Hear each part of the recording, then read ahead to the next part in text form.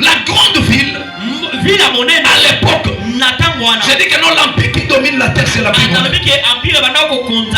Ce sont des Romains qui dominent notre vie. Même dans l'hémisphère politique, il y a autant de choses. Parce que moi, je l'ai dit que non, le président qui gouverne le monde, les présidents, donc qui gouverne le monde, le roi qui gouverne ce monde, il est chez les Romains. Amen. Raison même toutes les autorités, tous les présidents, dès qu'ils ont été établis présidents, ils devaient passer par Vatican. Selon la scatologie biblique, il y a des réalités derrière ça. Mais nous ne sommes pas là-bas. Je voudrais parler de Rome. Comme elle est libre ou le capital que toute personne voulait y aller. Aujourd'hui, tous les Congolais, ils ont besoin d'aller soit au Canada, soit aux États-Unis. Ça dit que non, ils préfèrent aller sortir. Parce que là, pour eux, il y a les entours. Il y a une vie meilleure. Et c'est ce qui devait se faire dans la vie de cet homme pauvre. Il devait aller à Rome pour voir César, qui était César, le grand roi qui dominait.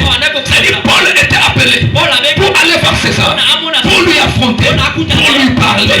On se laissait. Personne ne peut croiser le roi et rentrer tel qu'il était. Alléluia. Toutes les personnes qui ont croisé Mobutu, ils ont témoigné que cet homme-là, il était en Dieu sur la terre. Personne ne peut croiser Mobutu et rentrer tel qu'il était. Mais César était plus que Mobutu, parce qu'il dominait les empires. Il fallait que Paul puisse voir César. Maintenant, le chemin dont ils ont pris, c'était par le navire. Ils devaient y aller. C'est par là qu'on nous a parlé que dans leur marche, il y avait autant de choses. Dans leur marche, ils avaient des vents impétueux. Les vents impétueux qui voulaient bousculer la vie afin que les gens puissent périr. Écoutez, dans la vie de tout un enfant de Dieu, il y a aussi les temps de tempête. Dans la destinée, il y a les combats. Il y aura un moment où les tempêtes vont s'envoler de ta vie. Où tu peux dire, comme Job, Seigneur, je préfère de mourir que de rester en vie. Mais je te parle, n'abandonne pas.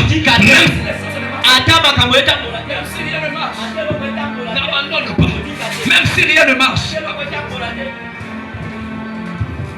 Même si rien ne marche, n'abandonne pas. Dans la vie, il n'y a pas seulement des temps succulents. Alléluia. Il y a aussi des tempêtes. Il y a aussi des tempêtes. Je parle à quelqu'un. Les tempêtes sont possibles dans le chemin. Mais les tempêtes ne dureront pas. Et c'est la fin de ta vie. Le malheur attend les justes.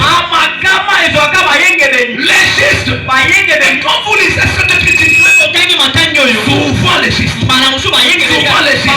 Être chrétien ne veut pas dire que non tu as tout fait. Être chrétien ne veut pas dire que les problèmes ne vont pas s'empirer dans ta vie.